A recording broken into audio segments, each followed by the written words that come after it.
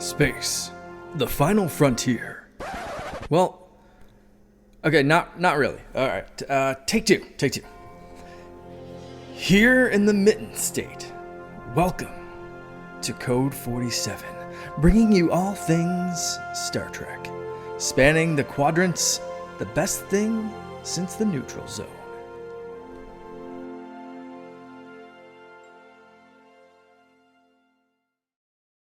And we are back. It is the Code 47 podcast on the Secret Friends Unite podcasting network. I am Charlie Carden, the Admiral of Michigan. That's what I'm going to call myself now. I'm the Trek Admiral of Michigan, the Trivia Master. But while keeping humble, or always keeping me humble, would be my number two guy, Peter Stein. Peter, good afternoon. Good afternoon. And we have an awesome guest, a gentleman who was kind enough to sit down with me several weeks ago and do an interview about a book that he is writing about Star Trek, which I know is coming out both in the UK and here in the US. Tom Salinsky. Tom, thank you for joining us. Absolute pleasure. Nice to be back.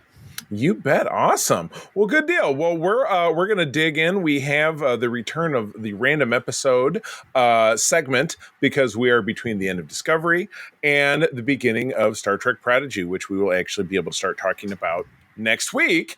And that kind of legs us right into our new segment, which I will do right after I give homage and pay the bills by talking about our Secret Friends Unite Patreon. If you do visit patreon.com/secretfriendsunite, you can try out our programs for free, our bonus content, and get ad-free versions of all of our shows, including starting right after I record this show. I was reminded that I should actually publish this show early, make it a little Patreon extra favorite. So you get it in a whole 12 hours early because we usually record on a Sunday and I drop it on a Monday. But hey, a benefit is a benefit. On the Friends with Benefits level, we have Corey and HD, John Sedorf, Brendan Myers, the awesome Phoenix Sisters cosplay. That's my friend and yours, Kelly, and her partner, Crayley, and Matthew Keel. Our top tier folks, we call them BFFs, the awesome Nias family, Sean, Stella, and Henry of the Twin Cities. We are very grateful for you. Thank you for all that you do for us, letting us produce fun extra content. One more time, that is patreon.com/secretfriendsunite, free 7-day trial. And if you like what you hear, we invite you to stick around. All right. Quick little dogleg about the news. I already kind of teased it. But on July 1, as we talked about last go round, and we've also talked about on our main Secret Friends Unite show, we get the entirety of Prodigy Season 2 as dropped on Netflix in France already. I don't know because you're over on that side of the pond, Tom, if that was a giggle over there in Europe in general when they're like, oh boy, they got the new Star Trek in France. I don't know. Do you speak French? Were you able to tune in? I don't speak a lot of French. No, I'm quite happy to wait for this one to come to Paramount Plus along with everything else. No, very good. Gotcha. So, but yeah, we actually got just ahead of that. We got a couple minute trailer that gave us all the punch and excitement that you would expect from a Star Trek related trailer. So, guys, thoughts around the horn. Peter, what are you thinking about after watching this trailer? I mean, I'm excited. I haven't been shy about that for the whole time. Yeah. So I'm looking forward to it. It does look like we're going to be spending most of the season with the kind of main plot, looking for Chakotay. Okay. Yeah. And so there's a lot of stuff going on. We got a little bit of hints and some voiceover when we see the mysteriously bearded man. Right. The bearded man. Mysteriously bearded man. That could be an early favorite for the title of the episode. We'll see. So we also get some fun stuff with Murph, which I thought was hilarious. Mm-hmm. There's a lot. It looks like there's going to be like the classic fun character dynamics, some of the extra goofiness, but then we're going to see stuff. It looks like stuff that the characters learned in the previous season get applied to missions that they're doing now, and maybe Janeway seeing like, hey, this was a good idea to bring them along. Although Right. It does look like at the beginning of the season we're going to have Dahl getting up to no good, crawling through Jeffrey's tubes like Boimler. Right. So that could be Right. fun. Boimler Jr. So, Tom, I know that when you and I talked, we talked a lot about, kind of the classic series, not so much about the newer stuff. Where are you with Prodigy? Have you checked it out? Are you looking forward to checking it out for the first time, or where are you at? No, I watched it all. It took me a couple of goes to get into it. I found the first couple of episodes weirdly kind of disorienting.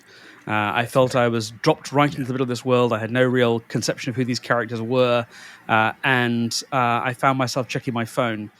And so I went back to it a few weeks later, and I was like, okay, come on, let's give this a proper go. And I did find myself getting into it. I think about like episode 4 or 5, when it starts to feel like the plot starts to get into gear, and we've assembled our gang and we understand how they all relate to each other, it started to make more sense. But it definitely seems to me as if there are some Voyager fans in the writers' room. No doubt about it. Yeah, this is. I was trying to describe it because we had a little outing for our fan club chapter last night, and I was trying to describe it to someone there, and it's kind of. I described it as kind of Voyager adjacent. It's very like a soft sequel, I guess I said, because it's not. You've only got really the two characters. Well, now the third, because we do see Robert Picardo is featured as the EMH. Yep. But in the first season, you got little snippets of Chakotay, and then you hologram Janeway, and then regular Janeway became a character. So that was kind of the soft portion of it. But I mean, we love Voyager here, obviously. I mean, we love all Star Trek by varying degrees on the show. That's what we talk about. So this is great. The I've heard varying schools of thought as far as dumping all 20 episodes on the same day. That's just not very Star Trek. But the thing that I had heard, and I think this makes a lot of sense, kids today, I know, I aged myself saying, kids today are very accustomed to watching, binging things, so it's like, okay, I'm going to sit down and I'm going to binge blank, or I'm going to watch this old show. These young kids, as opposed to us, where we all grew up in the era of, Voyager's on Thursday nights at 8:00, and then I got to wait for the next one, and then I missed it, so maybe I'll catch it in the summertime on rerun. So we had a little bit more discipline, a little bit more patience around that just doesn't necessarily exist in the modern lens of streaming. So on this show, we're still going to talk about it 2 episodes at a time. So it's going to take us a while to get through it. But listeners, we invite you to the journey. Hopefully, because we'll take so long, we won't be spoiling anything for anybody, because you will have already watched it. Because I'm sure that we'll watch it right away. I don't know that we'll watch all 20 episodes in one day, but it may take a few days, but we'll definitely get there, because it's got a nice flow. So, well, good. Yeah, you can look forward to that in our next episode. And we look forward to talking about it with you. So, all right. Okay, the return, and this will be the last one that we have for a while, because it'll be the next several months. We'll be talking about obviously Star Trek Prodigy in segment 1, but it's the return of a random episode. So our team takes a randomizer, much like a 20-sided die, and we roll it. We pick a series based on 1 through 12, and then based on that we pick a season, then an episode, and then we got this. So this was a roll that happened several months back. I don't remember who picked it. Peter, do you have any recollection? It wasn't me. I do know that. You deny all responsibility.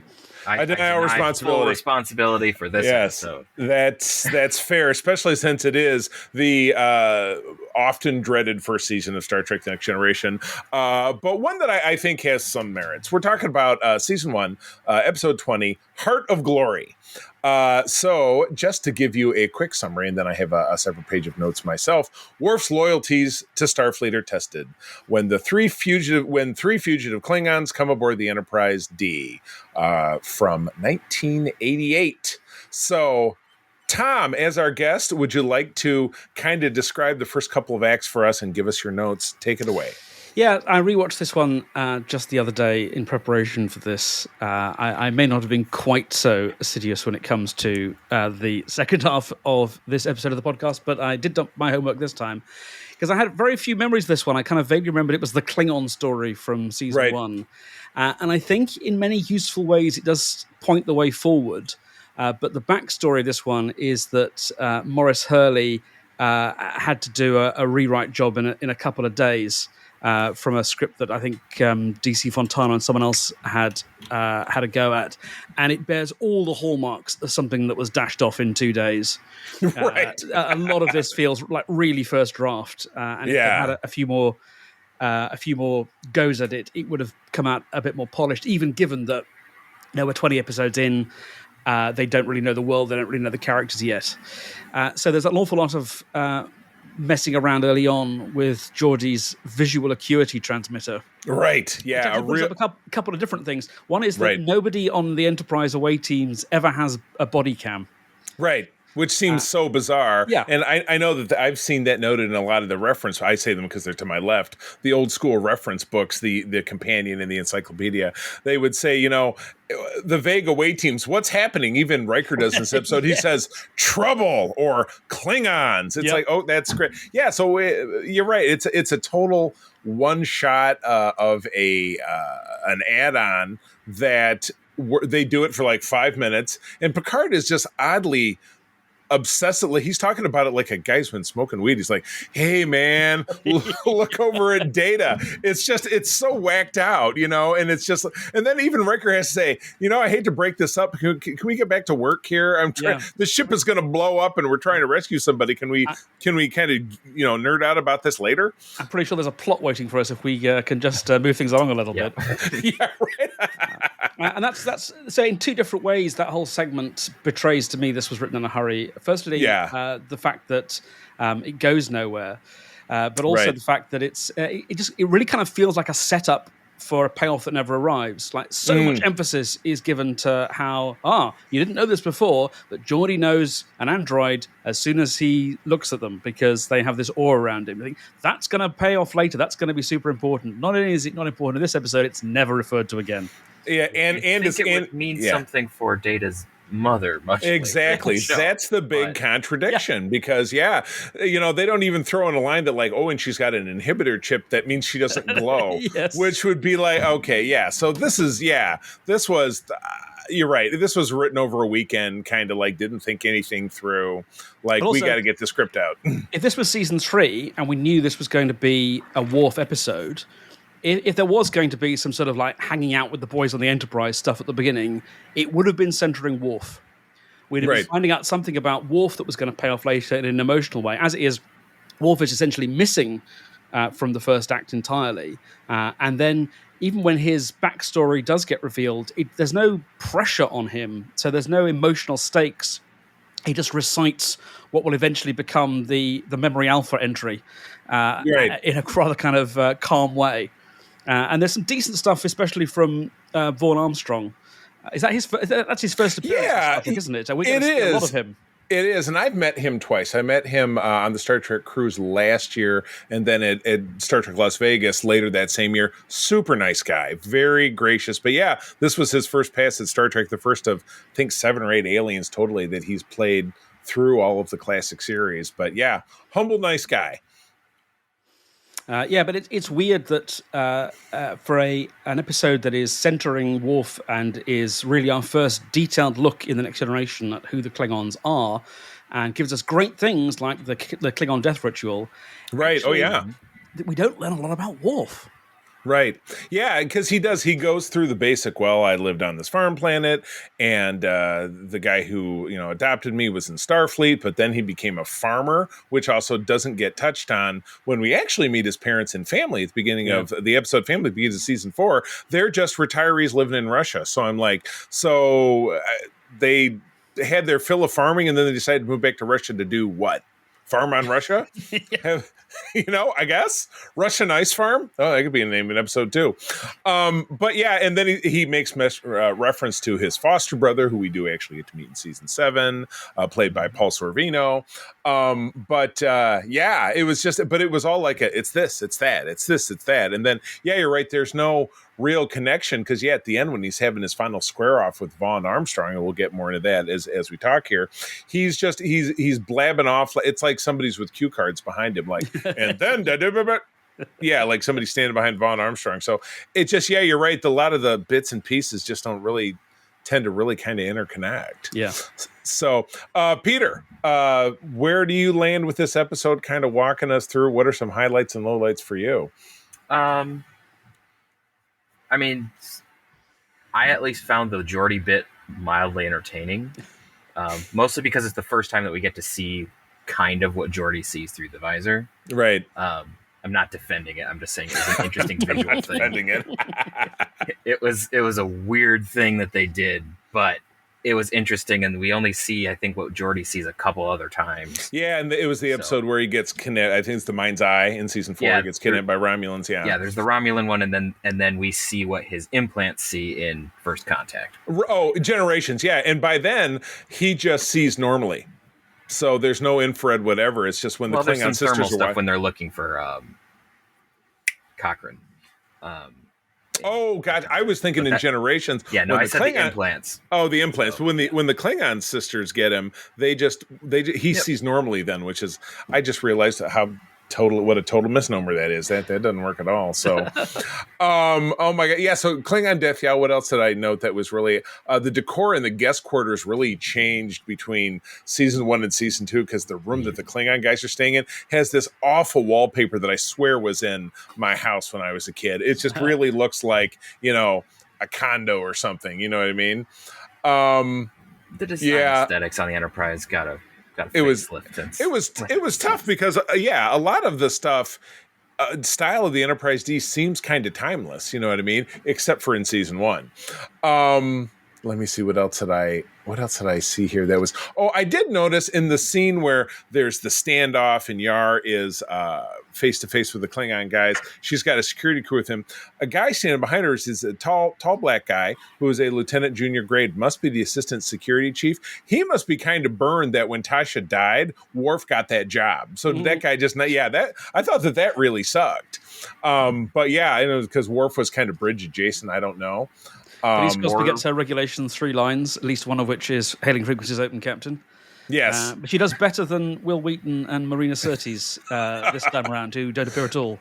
Oh my gosh. Yeah. And neither one of them are in this at all. So the real standout in this, and it was funny, I did kind of a deep dive on this, is that Vaughn Armstrong's character does say, I would rather die here than let the traitors of Kling pick my bones. Oh, yes. And this was part of a long legacy where the Klingon homeworld was never named until Star Trek VI. It was 1991 versus 1998. It was thrown around as a bunch of different things, but Kling, just call the planet Klingon. I don't know. It's not like we call our planet human or Terra or Terran, I guess is a little bit more connection there. But yeah, so that's led me to my initial naming of the episode would simply be Picking on the Kling, because that's such a dramatically bad way to name the episode. But yeah, all right. Well, other thought. I know that we're kind of jumping around here, but yeah, Tom, please. Yeah, I'm pretty sure that the Klingon dialogue in this is gibberish as well. True. There wasn't time for Mark Okrand to put it through his translator. So that goes for the name of the Klingon homeworld too. Right, could be. Yeah, I think that book came out in the early 90s, and then it became canon, and that's what you started to hear in TNG going into DS9 in the movies as well. So two other just little lines struck me as weird. One is that it's going to take 48 hours to get a message to Starfleet. Yeah, since when? I'm pretty sure in episodes previous and episodes to come that will not be the case. Right. And then a really weird line from Crusher, which again just suggests this was written in an awful hurry, where she, as her patient is dying on her table, she says, "Get the hypo spray." Just for what? Yeah. That's like get the syringe. Yeah, get the syringe. That'll fix this guy. He had a skull fracture or something because he had a big blotch on his head. You'd say get the adrenaline, get the right. ISO and obtainium. Usually it's like list the drug and then they hand you the hypo spray. So right. This was one of the few episodes where I wrote, tense music as the episode starts, but they're talking about, there's a battle in the neutral zone. Now, keep in mind, this was 4 or 5 episodes before we get the Romulans back. So no one has seen a Romulan in, 50 years up to this point, chronologically speaking. But there are several points in this episode where they're still trying to, it's like Mean Girls. They're trying to make the Ferengi a thing. Oh, what if it's the Ferengi? It could be the Ferengi. Because at this point, they're like the only new race of aliens that we've gotten, but particularly looking at what they turn into with Quark and everything on DS9, it's just so funny that stop trying to make the Ferengi a thing. That's too long for an episode title, but otherwise I do. We get the Talarian and Tyrellian crisis here because they do a lot of back and forth. I think the Tyrellians were in the episode Haven where Troy was supposed to get married very early in season 1, I think. But this was also the first episode where, and maybe the only one where they said, "Oh, we're going into battle. Should we separate the saucer? Like, leave the saucer drive behind?" Which totally makes sense. Yeah, that's very expensive. It was like a thought for the entire show was that they were going to do that, and then it was like, no. Right. I mean, even then, when they did saucer separate, they reused the shot. Yeah, it's so many times. Yeah, it's always the same clip. I'm sure it'd be a lot easier, obviously, in this day and age. Yeah, the only time they reshot that was part of it for Generations. I still think they reused the shot from season 1. Really, even because they separated again, and I think Best of Both Worlds Part 2. But I'm pretty sure most of that was all the same shots. Same clips. I think they may have shot like maybe 1 or 2 other shots. Period. The entire show. Oh my gosh! I heard some. I have a couple of other ones. I heard covert, kind of a corridor voiceovers are walking down. Somebody says, "Adjust the star vector to blah blah blah." What the hell's a star vector? I don't know. It's just like random talk. And then what else did I notice that was really out there? Now I'm drawing a blank. Technobabble. No one will ever notice. Exactly. This is one of the first time we get the first appearance of veteran stunt performer Dennis Mayday Maladone. He's the poor security guard because they have that really jury rigged brig where it looks like something from the original series. It's just a room. And a door that lights up and makes a crackling noise, as opposed to I think it's all the way into season 3 that we get the real brig set, which they also use on Voyager. But it's really crappy. But those guys sit there and they build their gun. Nobody's watching them. No security camera. Their belt. And then he also has a thing that turns off the security gate. So it's like, wow. It was just and then poor Dennis Maladone gets shot in the escape. The other Klingon guy gets shot, and then that's when we finally get the face off. Confine them to security. Shall I search them? No need. Yeah, no, it's not important. Yeah, should we put them in like orange jumpsuits or something? Maybe that's why that security guy didn't get Tashiyan's job. Yeah. Oh, you're right. He did. He got a demotion after that, and this probably showed up with no pips for the rest of the series. He was the guy, that same actor, and his name was in it. But there was in season 2, there was a crossover. I shit you not, between TNG and the sitcom Webster, which stole, and Tom, you and I are closer in age than Peter and I, but Webster was the sitcom in the 1980s about a black kid of diminutive stature who gets he was a little person, got adopted by a rich white couple, and so he has a dream sequence or something behind the scenes where he's on the Enterprise D bridge with Worf, because he's in the gold uniform, and this black guy, who by that point obviously works for Worf, but got busted in rank. So yes, the Emmanuel Lewis episode, look it up. So, all right. So, winding it down. Any other thoughts before we hop on? Giving this, there was something else I wanted to bring up. Oh, I thought the other Klingon ship. This was a great example of no budget, no time. The other Klingon commander's uniform is not a match for the other Klingon uniforms. It's like, it's weird and cloth. It kind of looks very off-brand, like it was from Walmart or something, or just is really low. And then his bridge was just black light and like a big neon sign of the Klingon symbol. He had no crew. There was nothing going on. And they already had a Klingon bridge set from Star Trek 4. So why not roll that out? That was probably too expensive. So yeah, I thought they destroyed it, which they did for a lot of things. Yeah, exactly. So, the Klingon bridge set in Star Trek 4 looks almost nothing like the supposedly same ship bridge in Star Trek 3. Exactly. Yeah. They had to do a little remodeling on that 3-month period when they were on Vulcan, I guess. But that same set finds its way back into later TNG and then on DS9, obviously during the Dominion War. So, but yeah, I thought that was a great example of, hey, we're closer to the end of the season. The budget is dwindling. We'll toss this guy in front of a black mat with a Klingon with a neon sign in front of it. Didn't call it good. They also reuse a shot of the Katinga from Motion Picture. Oh god, yeah, time and again. That happened here, and then it happened several other times in seasons 1 and 2 before we got the Vorcha class cruiser, and I think season 4. So, all right, rating for me, I said parts of it were kind of an early bright spot about Klingon culture, a little bit about Worf, but really not so much. To Tom's point, it suffers a lot from seasons 1's very prototypical baggage of inconsistency. I give it a 6 out of 10. Could be worse. Peter, I'm probably gonna join you on that 6. Yeah. Because it's got some fun moments. It's got some interesting stuff, but then it's also a whole lot of sitting there going, no. No. Tom, where do you land? So in my book, I gave this one 3.5 out of 5. So I'm kind of where you are. Yeah. I think, like I said, that there are good premises here. They're good. It's a good idea for a script. It's appealing to see the Klingons explored more thoroughly. It's good to understand how and why there is a Klingon on the bridge of a Federation starship. But a lot of the execution is lacking. And I think Michael Dorn is still finding the character. There are moments when he's really strong, and there are moments when he looks a bit awkward to me. Totally fair. Gotcha. Well, this has been great. And we're going to move on to talking about the end of season 5 of TNG. But Tom, I realized I brought you in without letting people who might have missed your interview really learn about you. So let's take a little commercial break here to talk about you. Tom, you and I sat down a month or so ago and we talked about a great book that you are publishing about Star Trek. Tell us all about it. Yeah, so I've always been interested in science fiction and cult TV and so on. And I was watching a lot of Next Generation where it was possible for me to do so when I was a teenager.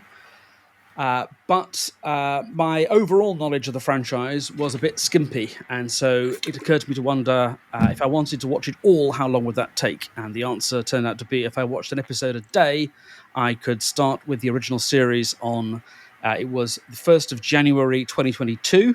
And I could be watching the last episode of Enterprise on Christmas Day 2023. Wow. So almost exactly 2 years. That's what I did. And then about a third or a quarter of the way through that process, I had the opportunity to turn that into a book, which became 2 books, which has now become 3 books.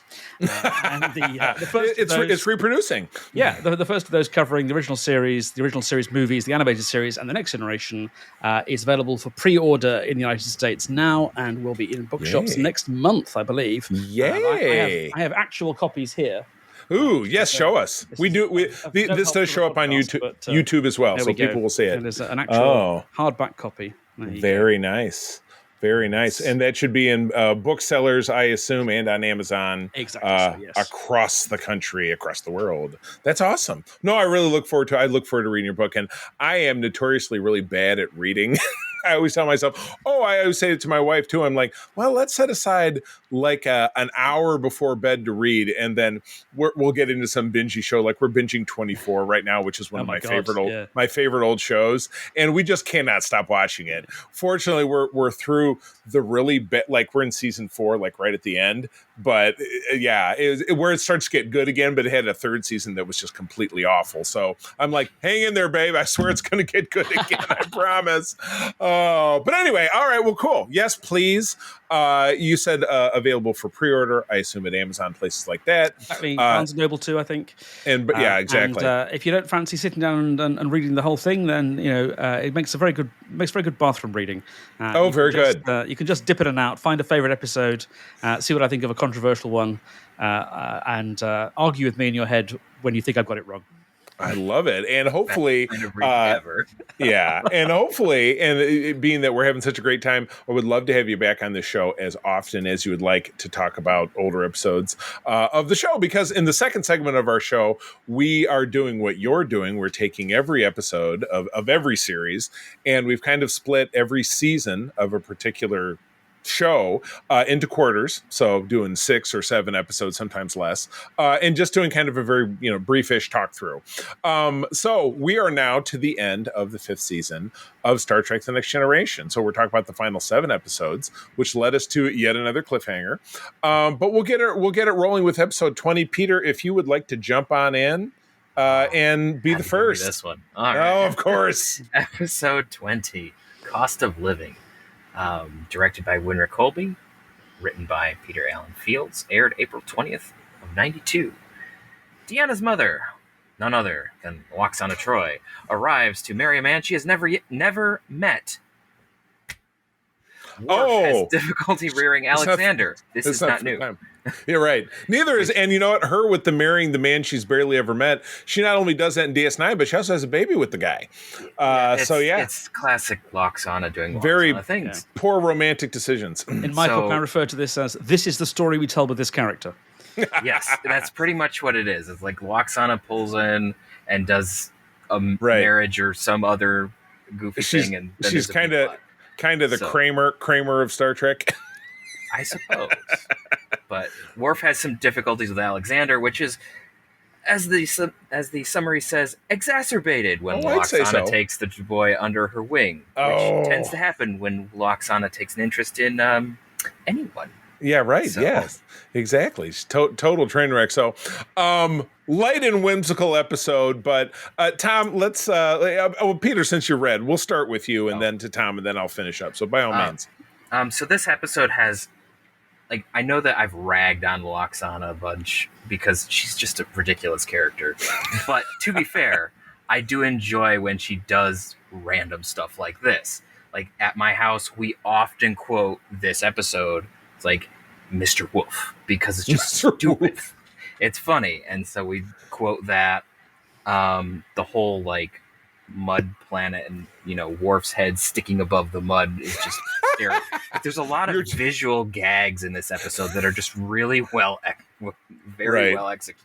And some kind of bold CGI, like the little floating head thingy. It's not CGI, it's composited imagery. That's very true. Very well composited. Yeah, I thought that was great for a TV budget. That actually really impressed me. So that's really cool. But like the whole plot with Loxana marrying the guy, and then she has to like tamp down her effervescent personality to try to follow the exact rules that this guy, and particularly his valet, butler, lawyer, I'm not entirely sure what he is. He was the protocol master Urko, I believe, or Urkel. I prefer Urkel. Irksome, yeah. Irksome. But it's really funny trying to see Loxana trying to fit in. Yeah. Deanna even advising her, why are you doing this? Which is like the complete opposite of how we're used to seeing these characters interact. Right. And so, anyway, I'm sure everyone has other thoughts, but for me, this is fun. It's stupid. Right. But it's a fun episode. Low stakes, but high fun, I would say, without a doubt. So, Tom. Yeah, there are fun bits here, although I did write at the end of my review in the book, while we wait for the plot to start, we have to suffer through Loxana and Alexander's sojourn on the holodeck, which is aggressively tedious.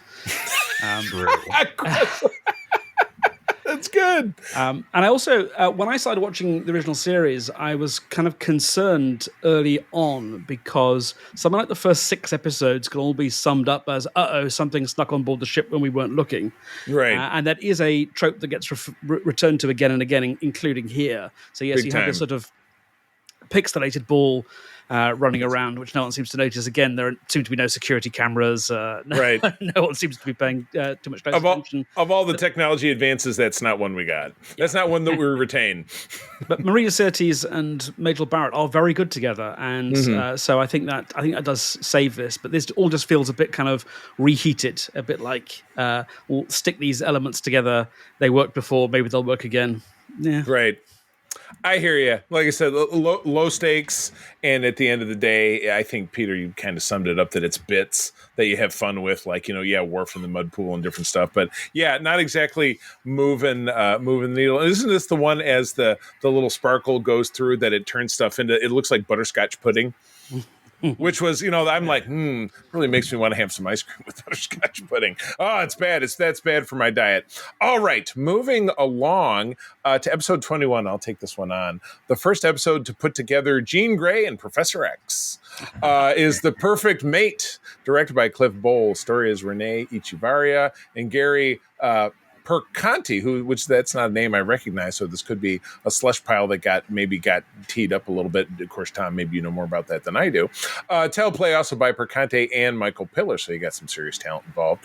Week of April 27, 1992, Picard forces himself to resist the charms of a female empathic metamorph, was set to marry an alien leader, another stodgy guy. So it's like 2 episodes in a row of like really stodgy, stiff, like alien guys who are like, I don't like women. As a peace offering, guest stars Famke Johnson as Kamala. Wow. I'll tell you, I was, so in 1992, I was 16.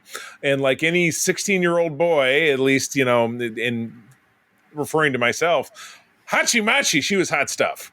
You know, it was just, she is, Tom, maybe you've done more. Is she Danish or Swedish? Or is she Welsh? I know she's. I don't know. It's very muddled.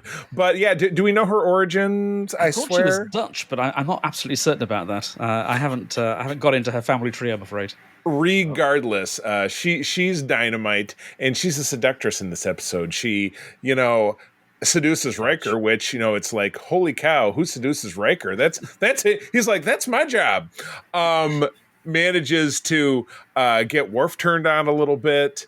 You know, doesn't have any effect on Daddy. You don't see Geordi, but, you know, I don't know. Maybe this is one episode they didn't want to keep beating up on Geordi romantically, so they just kind of left him out of it because nothing ever good happens there. But she really falls for Picard, and it's a matter of the fact that she spends, you know, time with him preparing for this ritual, because her overseer, who's this older guy, and I don't know if anyone else here is a fan of the old Buck Rogers series from the 1970s, but the older fella was one of the main characters in that show, and now I'm forgetting his name. I don't know. Anybody Buck Rogers here? Is that just me? I'm aware of Buck Rogers, but I haven't watched it. So Gotcha. No, that's a big one. Todd Oxford was my co-host on our other show. That's one of his favorite shows. So now I can't remember the actor nor the name of his character, but that's where I knew him from.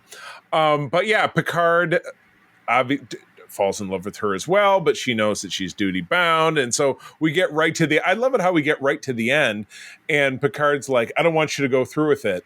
And she's like, I have to do it, blah, blah, blah. And then Data pings in, says, Data to Captain Picard. He goes, not now, Data. It's like, whoa. You know, Picard has a rare moment of, you know, emotionality where he's feeling and acting like a normal person, and has to go back to work. So eventually he does, you know, in the end have to give her away, and she goes off. So love lost. Everyone has probably dealt with it at one time or another. But yeah, I was a young man when I saw this, and so that kind of touched me. So I really love this episode for that reason. And she's a very beautiful woman, and I was a young and dorky boy. So what can I say? The episode spoke to me. Tom. I did not like this one. I think this is an example of the show grappling with material that it can't really come to terms with.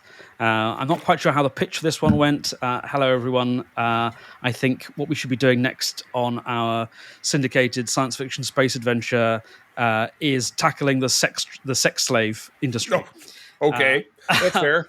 And they never really nailed down whether Famke Janssen's character is a helpless victim, which would be bad, right, or whether she has some kind of agency, in which case not all of the plot makes sense. So the love story doesn't work for me, because you say she's programmed to do this, right? And I sort of can't understand why these grown-up men can't see through this. Yeah, no, I hear you. There are inherent things that, again, it's kind of it's something that Leonard Nimoy said in a 25th anniversary Star Trek documentary, that he said, well, the reason Star Trek has such an enduring value is that young people can watch it and they can enjoy, you know, the adventure of it, or, you know, the romance in this case for me, because I was a teenage boy, and then later in life come back to it for something you missed. And I'm like, well, I don't want to come back to it for the thing Tom's talking about, because that sounds terrible. I don't like that at all. Boo, Tom. Oh. Teasing. No, you make it an absolutely as a rock solid point, Peter. I have to agree with Tom on this one. Yeah. Whoops. So there's some interesting stuff, but this episode always felt weird for me, and I think until you said it out loud, I couldn't quite put my finger on it. Yeah. And so that's like there's some interesting scenes. There's some. Obviously there's some comical stuff with her hitting on some of the other crew members. Right. The Worf one I usually cringe quite a bit, but that's Where he just I find Klingon mating a little weird. She kind of purrs at him, which is not exactly what Klingon women do. She's like, or she makes some kind of sound that sounds like bugs it's or like. Supposed to be a growl, and it doesn't quite come off. It does. It's a little too. It's not throaty enough to be a growl. That's the problem. But yeah, I would have to agree with the whole like it's trying to touch on either the sex trade or just the historical context of using marriage to broker treaties and how that's a strange thing, which Crusher calls him out about too. Yeah, no, it gets directly mentioned, right? But they don't like specifically address whether or not she has agency, as you said, or anything like that. It's just kind of like, and eventually, because kind of Picard sort of slights her, she decides to go through with it, and then she's made that decision, and that's it, right? And so it's. The ending, especially, is part of what makes a lot of it very strange. Right. But I don't know. Who's to say? My. Well, I guess I liked it as a kid for reasons as an adult. I'm like, now I'm not allowed to like it anymore. That's okay. You can still like it. There's nothing wrong with liking it. It's just that the moral message of it is not particularly clear. Well, I'll tell you what's easy not to like at any age is this next episode. Peter, if you would be so kind. Oh, man. Well, this one again. Yeah, I know. Evens and odds. You're evens, I'm odds. Sorry. Episode 22, if you haven't guessed by now, Imaginary Friend. Directed by Gabriel Beaumont. Story by Jean-Louis Matthias and Ronald Wilkerson and Richard Flegel. Wow, three people to make such a crappy episode. My God. Might have 5, because there's 2 more people credited. Oh, yeah, and the teleplay was by Edith Swenson and Brandon Braga. You'd think that one person... Oh, I've got it. This is what happened. It was 5 people in a room with the dartboard.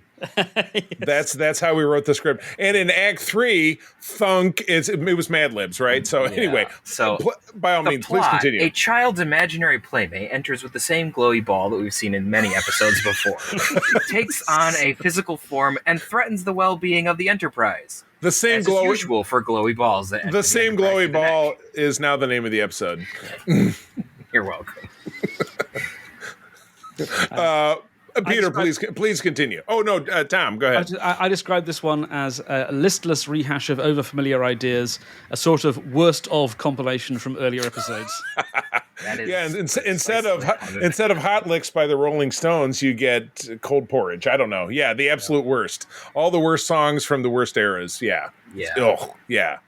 I mean, I guess I could see it as like, oh, we're trying to speak to that aspect of the Enterprise that we have, hundreds of civilians on board, and what's it like for a kid to live on the Enterprise. But it was the answer to a question nobody asked, because I don't think anybody cares. I don't know.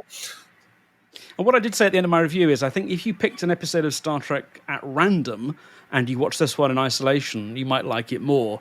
But watching in sequence, it's easy to see how many, including quite recently, how many old ideas are being rehashed and recycled here. Plus Muppets, something which is almost guaranteed to turn me off. Oh my gosh.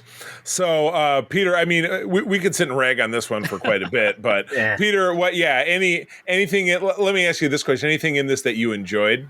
Worf had a couple of good lines, didn't he? Did Worf sneak in there? A couple of good lines. Like there was some interesting stuff where she's insistent that Isabella, I think is the name of Isabella exists, and then all of a sudden it's just like poof, she's there. Right. It's like, oh wait, I can see my imaginary friend, and then you have the whole thing of like, now the adults can see my imaginary friend. Oh crap, now I have to explain things. Whoopi Goldberg as Guinan came in. She had a good spiel, as she often does, because she usually has a way to class up even the most drab script, or even just with a good scene here or there. She always has something good to add in there. But other than that, I mean, this is with her with talking about her own imaginary friend was kind of interesting, but right. Yeah. Other than that, it's just it's not. I hear you. Yes. Tom, it watched in isolation. It's got some interesting stuff, but when you're watching it in sequence and having known about all the other stuff, Yeah, See the same within glowy ball, just doing something different. that So, glowy ball. All right, let's move us forward into something that an episode at least that I enjoyed. Now, episode 23 is I, Borg, directed by Robert Letterman, by Renee Echevarria, so someone who's a big part of the writing staff. Week of May 1192, the Enterprise rescues a Borg survivor whom Geordi names Hugh. Picard plans to upload a destructive computer virus, plot that comes back in Ron Moore's Battlestar Galactica. You see, there are no new ideas, to Hugh, so that the virus will spread throughout the collective when Hugh is sent back home. So, Tom, you first. There's so much I like about this one. This is we're really pulling out the dive now. In some ways, it's sort of a reverse of what I felt about the previous one, because here we have an idea that since Borg has kind of been done to death, but we're sort of seeing it for the first time here. And so there is this trajectory that alien races in Star Trek tend to go on, from basically indistinguishable threat to there is some variety within them, to some of them are prepared to be nice to us, to they're our friends now. Right. And the Borg never quite get all the way to the they're our friends now stage. But this is the beginning of that process. But it feels very fresh here, because apart from the fact we have Worf on the bridge, we haven't really seen them do this before. And the way that they are able to use the ensemble this late into the game, you can't imagine them doing this in season 1. But everybody on board has a different reaction to Hugh. And it really makes sense of having this large ensemble cast. And obviously it's Picard who gets the lion's share of this. And we're invited to share in his survivor's guilt and his feelings of being personally invaded and having had his autonomy threatened during the Best of Both Worlds. And so the way that he squares up to this moral dilemma is really fascinating. And I also think Jonathan Del Arco is brilliant. Oh, absolutely. Yeah, he showed up in episode of 24 we were watching earlier today, where he ends up being he ends up being that show in Star Trek in particular. Oh my gosh. That dozens of shared actors, through 9 seasons of that show, absolutely. But yeah, he ends up as a victim of he was a decoy that gets put in a car and blown up, and said they thought it was one of the main characters when it wasn't. So poor Hugh, that's a bummer. But all right, Peter, your thoughts? I really like this episode. It's got a great moral question here.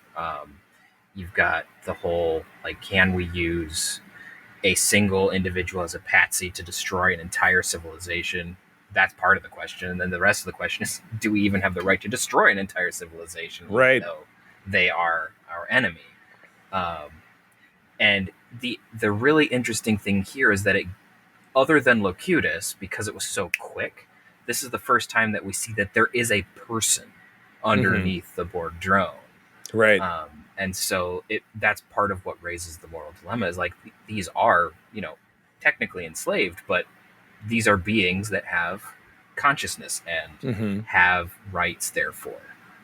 And so it's an interesting way to, we see that later, obviously, with 709, to further that development of the fact that the Borg just take people and then do all their things. But it's an interesting way to take the Borg, as conceived of earlier in the show, as just this monolithic force of nature, which I quite like that take. It helps make them more of a villain, but to take that monolithic approach and then also zoom in on it to show it's also made up of these little victimized people that we still need to free. And so you have everyone wrestling with that and how you need to do it. And like you said, all of that is really interesting. And the scene between Picard and Hugh is I find particularly interesting, because you have Picard struggling with how he's going to do this, but then he just brings up the he play acts as Locutus to try to basically frighten Hugh into telling him things and doing stuff. And it's just an interesting way. We see just a little bit as we go through. We see more cracks in Picard's armor, of maybe this is a person, not just the Borg, that hurt me. And this kind of concept gets further explored later in First Contact, where he has to deal with this again. Right. But it's just interesting to see that different approach to it than how we had in Family, how we had here, and then how we have later. So it's Right. Yeah. how big all time. of that is approached. It's interesting how that character progresses through the trauma that was Best of Both Worlds. Absolutely. Yeah, I love it. I can't see much more than you guys did. This was one of the best that the season had to offer, and this is even in a season where 2 episodes later we have The Inner Light, which is heralded as being one of the absolute best. I know in our bracketology challenge back at episode 100, it handled picked really high. So yeah, not much more to say. Exceptional episode. Great performances by many people in the cast. Obviously include Patrick Stewart and LeVar Burton, obviously, as Geordi, as being one of the main characters. And again, Whoopi coming in and underscoring, being Picard's moral compass and helping him steer him back in a direction which is really where he needed to be. So, okay. Episode 24, The Next Phase. David Carson doing the directing, Ron Moore script. He's my guy. Week of May 18 of 92. Transporter accident traps Geordi and Ro in a very weirdly principled out-of-phase condition with normal space. While others plan their funeral, Geordi and Ro must find a way to reverse the process and save the Enterprise from destruction. Tom. I like this one a lot too. It's not quite as good as the all-time classics that sit either side of it, but there's really good stuff here. And one of the most interesting things is the use of Ro. So at this stage, the population of the Enterprise has been filled out a little bit, and we're getting some recurring characters, not just the same group of 7 every time. And this is another way of using the ensemble cast. In the previous episode, we had one new arrival who kind of bounces off everybody in the ensemble. And here we're just going to focus on 2. It's going to be Geordi and Ro, who are going to be our main point of view characters. And that is really interesting because one of them has his name in the opening titles and is guaranteed to be back next episode. Right. And one of them doesn't. So I think it really raises the stakes to have Geordi and Ro, because Ro could die. The rules of television mean Ro could die. I mean, she probably won't, but she could. Right. At least be written out in some kind of serious way. So, yeah, I think this is really fun. The only thing I don't like about it is that we have all this stuff about making funeral arrangements for the supposedly dead Ro and Geordi, but no one seems really upset about it. And that's the drawback. I think the problem is that Geordi and Ro don't have very strong ties to anyone else in the cast. If it had been, for example, Troy, who was there, then we'd expect to see Riker absolutely going bananas. But as it is, people seem kind of glum, but no one really lets their hair down. Yeah, it's kind of a letdown. Yeah, exactly. And they turn it into a fun party. And there's some. Speaking of Riker and Ro, referencing back to Conundrum several episodes ago when everybody lost their memories and the two of them hooked up. He says, "Well, I thought a lot of Picard's talking to them with Geordi and Ro being present but not seen. Have you thought what you're going to say about Ro?" And he's like, "Yeah, I gave it a lot of thought, but..." And then he trails off, and she goes, "What were you going to say about me?" And then when they figure out that they need to create a big disturbance by shooting the Romulan phasers that they acquire, she says, "Now I suppose I'll never know what you say about me," and she shoots it right through his head. That's a classic gif that makes the rounds again. But it's pretty fun. One of the absolute let your suspension of disbelief go is the whole out of phase thing. They can go through doors and walls if they need to, but their feet are firmly on the ground. And they can still breathe oxygen. And they can see, they still have eyelids and different stuff. But the other crux of it is that one of the Romulans who they're rescuing, one of their crew members was similarly transformed. He tags along with Geordi and Ro on the shuttlecraft going back from the Romulan ship to the Enterprise because they're not using the transporter. During which one of the really unsung relationships in TNG is Data and Worf, because the two of them are having a great conversation. But anyway, this Romulan had tagged along, and he and Ro get into a big kerfuffle and fighting, and then Geordi sees them, and he comes along and he shoves this guy, and this guy flies through the wall and then off into space. but our people can still walk on the deck. So I just, Yeah. it you know what? It's fine. It's whatever. It's good. I don't really Yeah, I care. mean, they can see, so photons are presumably hitting the receptors Right. in their eyes and bouncing Right. off, but not bouncing off any other part of their body, which Exactly. would be visible to anyone. But yeah, you just have to go, oh, come on, you know. Yeah. It's Oh, in come in screenwriting. There's another podcast I used to listen to many years ago where they would do commentaries on movies, and they had a concept which I think is very useful called the magic bean. Okay. Right, so the magic Yeah. bean is so like in Back to the Future, Doc Brown invents the flux capacitor. Yeah. What does the flux capacitor do? It capacitates fluxes. Don't ask us. It's fine. But what the flux capacitor does, it makes the story work. Right. It's magic. It's a magic bean, Yeah. and the point is you're allowed one of those. Yeah. Oh, there you go. Yeah, you're right. So Right. with an episodic series like this, being science fiction, you have to accept all sorts of magic beans, like transporters and subspace radio and half human, half Falcons, and all sorts of things that don't really make sense if you stop and think about them. But in a story like this, you can have one more.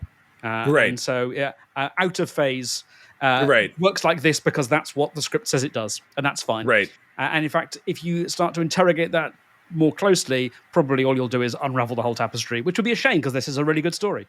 Yeah. No, it's a fun one. Peter, your thoughts? I always thought that they were on the floor because there was something with gravity. But Sure, why not? Oh yeah, the artificial gravity deck plating. Sure, yeah, why 'cause not? that's the only thing that's different about the walls. But Yeah. such are the musings of a philosopher nerd. So Yes, exactly. anyway, this episode is one of my favorites, probably just because I enjoy Ro as a character, and the fact that she's bouncing off of Geordi, who's a character that she doesn't interact with all that often, is just a fun thing to see. It's also interesting for me to see Ro get introspective about her life and about her relationship to the Bajoran faith, which we haven't seen much about up until this point, other than the earring and maybe one or two other comments. But then we get a little bit more of a development of very, very basic Bajoran religion, which further gets expounded upon ad nauseum in Deep Space Nine. But it's really interesting to see how she addresses that, and how there's a lot of like, maybe we're here because we're holding on to something. Maybe we need to let go. You know, all those tropes that you hear about ghosts and that sort of thing. Like she's latching on to these and she's convinced that they're dead. Right. So it's just interesting to have those two very different viewpoints of Ro taking the more spiritual approach and trying to come to terms with herself and like reconcile herself with Picard or Riker or who have you, because she has like these one-sided conversations with a couple of them. Right. And then you have Geordi, who's just like, we're not dead. This is some fluke. There's some bullshit I going. gotta crack the mystery. It's a Scooby-Doo. Yeah. So obviously Geordi is right, but it's very interesting to see Ro's side of that story. It's like, how would someone react if they were able to see what happens to everyone around them after they die? Right. Like directly like that. So it's just a very interesting approach to the character, because she's the only one that has that background other than Worf. And obviously with the naming thing, you don't want to stick two title characters into this sort of thing. Right. He's the only character who you could take that spin with. Right. This cast to do. Yeah. So, and as hilarious as it would be to have Worf think that he's dead and wonder why he's not in Stovall-Course. Oh, right. Yeah, that would be a whole nother thing. Data The barge is dead. Yeah. And then have Data and Riker trying to figure out how the hell to do a Klingon funeral. That would be funny in itself. Right. But I quite liked what they did with Rogue here. Yeah. Big time. This particular story. Yeah. Definite winner. Cool. All right. Well, on to the one of the obvious favorites here. So I almost say we should discount this one when we're doing our favorites and least favorites because it's too easy. But Peter, episode 25 is yours. All right. Episode 25, The Inner Light, directed by Peter Lorenzson, story by Morgan Gendel, teleplayed by Morgan Gendel, and Peter Allen Fields. Aired June 1st of 92. A space probe creates a telepathic tether to Picard and causes him to experience, in 25 minutes, a lifetime as a married man on a world that was destroyed a millennium ago.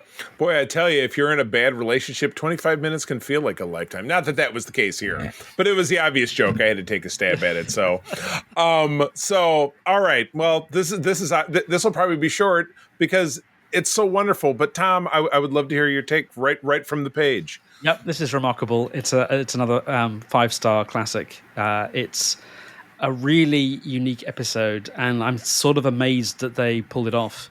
The only thing rewatching it which disappointed me, and it's just a tiny thing, it certainly wouldn't be enough for me to knock off a whole half a star, is I'd misremembered that we do cut back to the bridge every so often. Right. And I sort of almost wish that it could be just his adventures as kind of shatter the illusion. As it were. I've heard it criticized because there are people who think that the process of living all that time and then being flung back onto the Enterprise would sort of completely destroy your psyche. But the way I rationalize that, and I think this is borne out both in this episode and in later episodes when this is referred to, is I don't think when he comes to on the Enterprise, he genuinely feels as if he lived all those decades. I think it's kind of like a dream, maybe a particularly vivid, particularly strong dream. He does remember how to play the flute, for example. Right. And I think, when you wake up, all that dream imagery, which seemed so specific and so real when you were in the dream, starts to kind of fade. Right. That's what I think it feels like. So something that makes much more sense. A little bit more than a dream, but substantially less than a genuine memory of decades and living a life that was completely unknown to you before it started.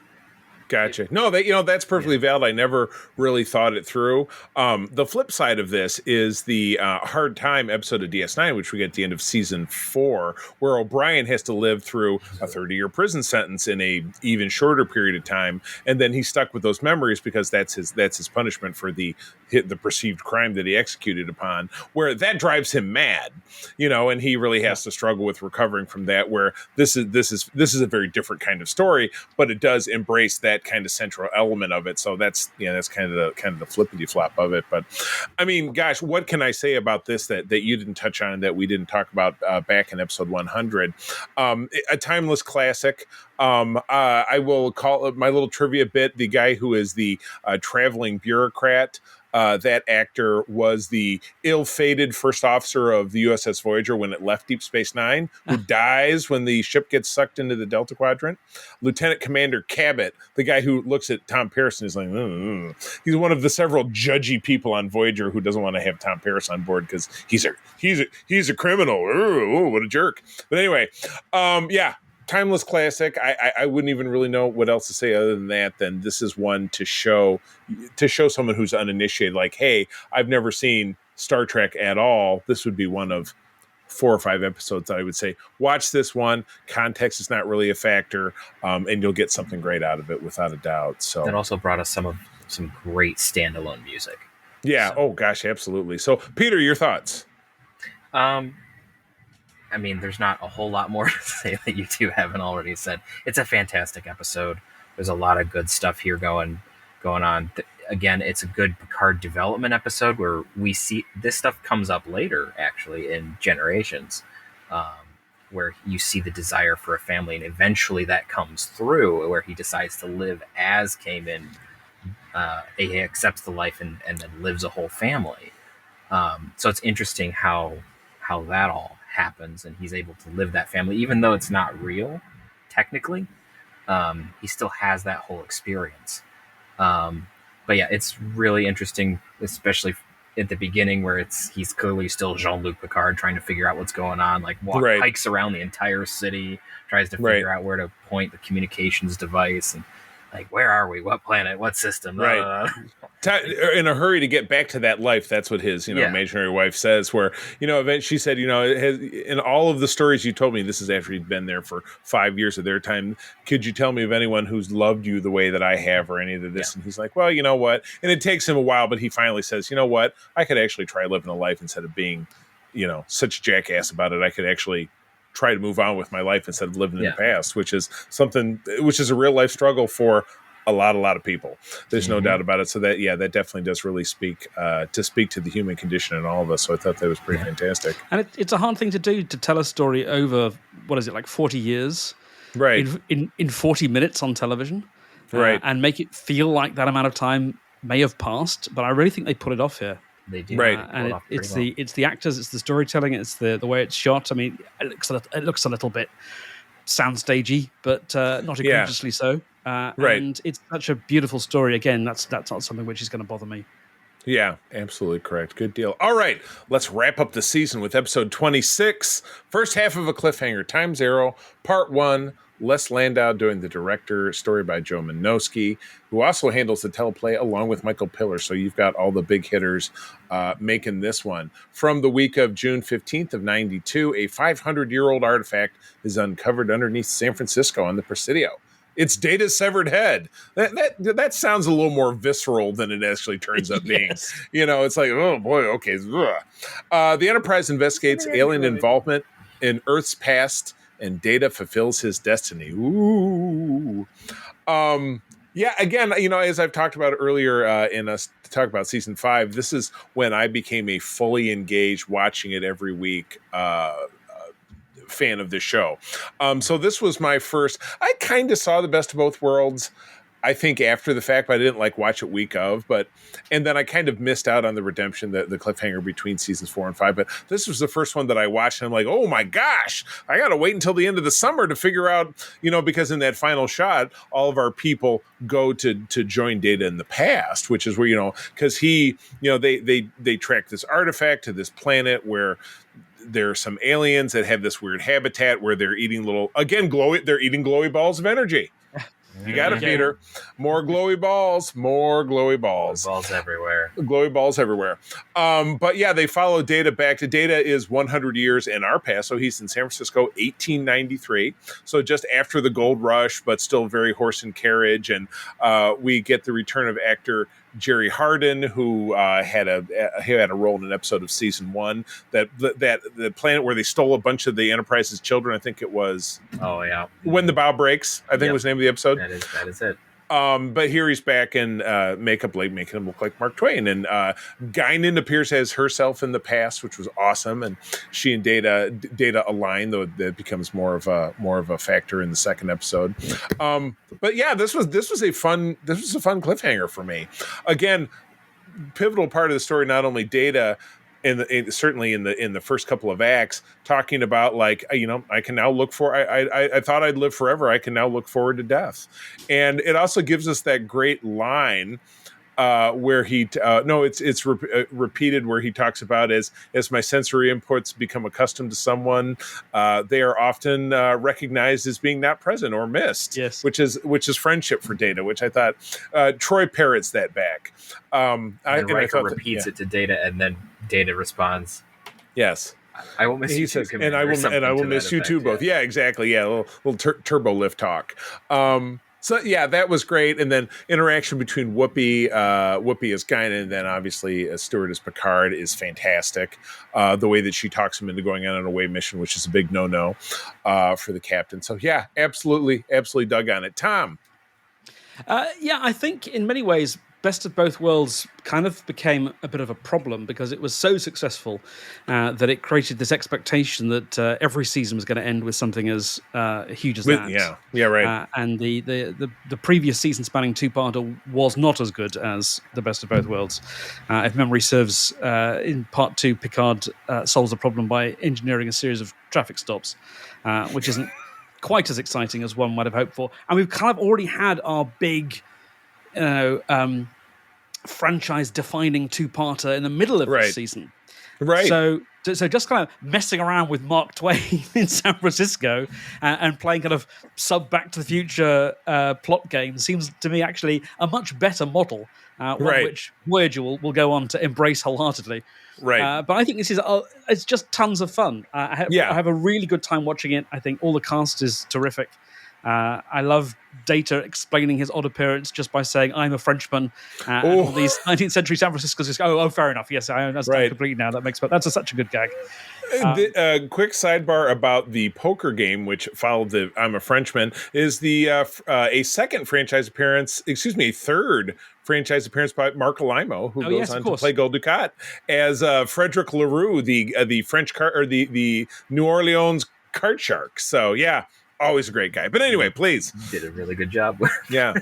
Yeah, and it's one of those lovely things. It's a seemingly intractable problem, a problem which appears to admit no solutions whatsoever. And then, Right. of course, the fun next time, as you say, which will be 3 months later, watching it back in the day, is then seeing how that problem is ultimately resolved. But that's a conversation for another podcast. Absolutely. Good deal. Peter. Yeah, I really like this episode. These two-parters in general. Yeah. Like you said, it's fun. It doesn't it takes itself seriously to a point, and then just leans into just the absurdity of Data being in 1800s, early 1900s San Francisco, which is just hysterical. Yeah. Like the whole the Where's my tip? You may keep the surplus for yourself. Yeah. The tip. There's just so much ridiculousness that's going on. Yeah. It's so much fun. The whole idea, which we learn about a bit more extensively later, but how the Davidians are using the cover of the cholera outbreak to take their victims. It was one of those this is a trope that's, I think, explored in a couple other science fiction things with time travel. But it totally works. Where you it's cover up logical murders because it's like, oh, well, there was something going on at the time, so no one's going to notice. We're not breaking the Prime Directive. We're not breaking the timeline. It's already happened. So it's kind of an interesting thing where they have the whole, especially with the beginning of the episode with Data's head, you have this idea of it's a closed loop, which is something that Star Trek doesn't often go back to. They like to have it where something happens and you can break free of whatever predetermined thing is by either creating a new timeline or rewriting something or it's fake. But in this case, it actually does happen exactly the way that they saw it, and they had to keep it exactly that way. So that the plot could further later. So it's just very interesting how these things, at least in the beginning of this episode, it feels like it's a fixed timeline, which again isn't something that they often do. But there's great conversations that you've already touched on. I love this take on Mark Twain. It's hysterical. Much later he gets even more ridiculous, but that's later. When we circle back around, to season 6, because we'll be going from here to talking on season 5 of DS9, and then so it'll be quite some time before we get back to talk about season 6 of TNG. So it's time for all of us to go through, and of this pack of 7 episodes, pick a favorite. I would almost invalidate the Inner Light. So if you guys are in agreement, maybe we'll leave the Inner Light off the table. Is that okay with you guys? Sure. As just a shining example set over here. We'll just leave it up. So to pick a favorite and a least favorite, Peter, I will go with you. I always tend to jump to Tom, but I'll go to you this time. So you can go first. This is a pain because there's so many good ones. I'm going to go with the next phase. Okay. Because, as I've mentioned, I really like Ro Laren as a character, and seeing that different side of her and how they address that problem from the two different perspectives of both the scientific, let's solve the problem, or the spiritual side. I really like that juxtaposition. And so there's just lots of good stuff in this episode. And there's obviously the really ridiculous stuff like shooting Riker in the head. So there's some fun stuff in there too. Right, so. Perfectly fair. And Tom, your favorite? It would be Iborg. It's got a really lovely blend of character and adventure and thoughtful philosophical musings, and I think it's a really great example of a story that reaches into the past because it's referring back to earlier adventures, is going to be referred to again later, but works perfectly well as a standalone episode. I think it helps if you've seen especially The Best of Both Worlds, but I don't think you have to. I think if you had never watched Star Trek before and this came on, you might have a couple of questions to ask about who these people were, what's going on, but it basically all makes perfect sense. And that's what episodic television in the 90s is all about. Right, exactly correct. Well, I'll take it. It's funny because I think our worst of will probably end up being a sweep, but I'm going to be in alignment with Tom on this one. Iborg was my favorite too, even though we did end up, like I said, this exact same plot line popped up in Ron Moore's Battlestar Galactica in the 3rd season. They did the same thing, and Peter and I are actually covering this show on our Patreon, but we haven't gotten that far yet. But in that one, they didn't have any moral quibbling. They went forward to do it, but in the end of it, they couldn't execute it because they were prevented from doing it. They were like, yeah, let's kill him. Where it was a little bit more subtle in here for different reasons. So, okay. So if we're all in agreement on the worst one, let's all say it at the same time. 3, 2, 1. Imaginary friend. Yeah, right. Yeah, just the absolute, definitely a bottom 5 of the entire series, I would say. Lump together season 2 episodes and season 1 episodes and put this one almost at the top. I didn't put it quite that low. It's not my favorite. And the reason I think in my star ratings I gave The Perfect Mate and Imaginary Friend the same 2 out of 5. Oh, okay. But I think really The Perfect Mate is like a 1 3/4. Is a 2 1/4 out of 5, and Imaginary Friend is a 1 3/4 out of 5. I think the real difference for me is that The Perfect Mate is reaching for something grander and can't get there. And Imaginary Friend is just, will this do? Yeah, is this good enough? Have we filled up 60 pages of typing now? Can we get is this my C- so I can get to the next module in the class? Yep. We really need to get to episode 23. Please. Yeah, we got to. Can I? My paycheck's going to go through this week, right? Yeah. And Imaginary Friend is definitely good enough to get from episode 21 to episode 23. Right. Oh my gosh, the in-betweener. So, Peter, any additional thoughts about Imaginary Friend, or have we sufficiently? I think I ragged on that one enough. Yeah. Yes. I think the horse is glue at this point. We're good. Oh my gosh. Well, guys, this has been absolutely fantastic. Tom, I just pick out a couple of episodes I liked less, just out of interest. Oh, by all means. I've got because the book has got the episodes in star rating order at the back. Okay. So TNG episodes I like less include. This is not an exhaustive list. Up the Long Ladder. Okay. Oh yes. Yeah. So many tropes and cliches. My God. Sub Rosa. Oh God! Oh, from this season, Violations, which is just awful. Oh, yeah. Very cringy. The Outrageous Okana. Oh, boy. Even with Terry Hatcher. Exactly. And Code of Honor. There you go. That's a few. Oh. There are more, but that's a little sampling. Those are down. Yeah. We are with you. We are with you, but oh my goodness, good stuff. Thank you. Yeah, thank you for jumping back in, because that is food for thought.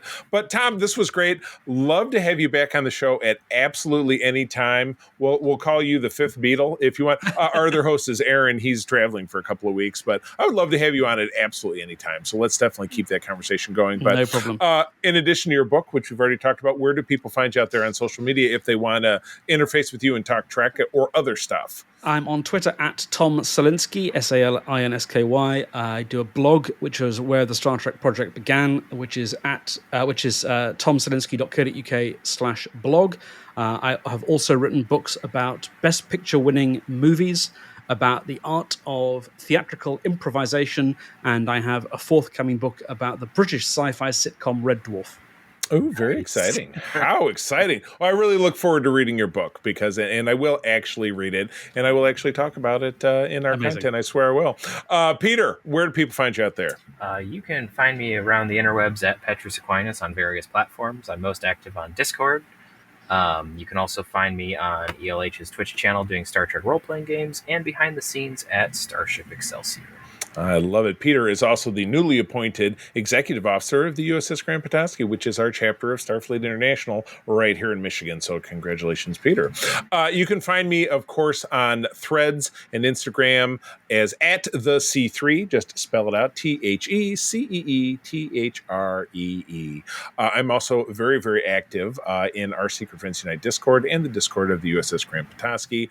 But April, my wife and I recently started United Trekkers of Michigan, which is a group for Star Trek fans here in Michigan to just talk about Star Trek. It's just a Discord. It's nothing fancy. No ranks, nothing related to SFI, just being out there and talking about Trek and loving on it. But also visit secretfriendsunite.com website to find all of our website material and link to our Patreon, where, again, you can sample us for 7 days for free. That's it for this week. I'm going to tell you, as always, that sharing is caring, and to keep on trekking. Peace and long life. Thanks for having me. This podcast is part of the Secret Friends Unite podcasting network. Visit secretfriendsunite.com for more great shows, articles, news, reviews, and more. Secret Friends Unite podcasts are available on Apple, Google, Spotify, and other podcast services around the world. If you'd like to be part of the conversation, you can join us on Facebook or our new Discord server, or follow @SecretFriendsU on Twitter. Please subscribe to Secret Friends Unite on YouTube and visit our merch store at tpublic.com. Just search Secret Friends Unite. Thanks for listening.